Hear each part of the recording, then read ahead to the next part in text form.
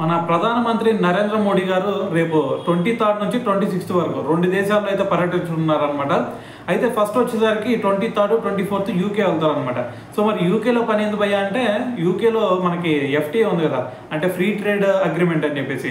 So దాని మీద అయితే సంతకం పెడతారు. సో దానివల్ల మనకి యూజ్ ఏంటంటే, ఇప్పుడు 99% మన ఎగుమతుల మీద టారిఫ్ అయితే తగ్గిద్ది అనమాట.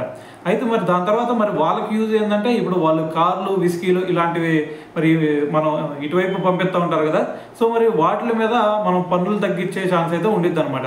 సో మరి ఫస్ట్ వచ్చేసరికి 23, 24 యూకే వెళ్తారు. దాని తర్వాత వచ్చేసరికి మనకి మాల్దీవ్స్ వెళ్తారు. మాల్దీవ్స్లో మనకి నేషనల్ డే సెలబ్రేషన్స్ జరుపుతారు కాబట్టి, సో మరి దానికి చీఫ్ గెస్ట్గా అయితే మరి మన ప్రధానమంత్రి గారు అయితే వెళ్ళబోతున్నారు అనమాట.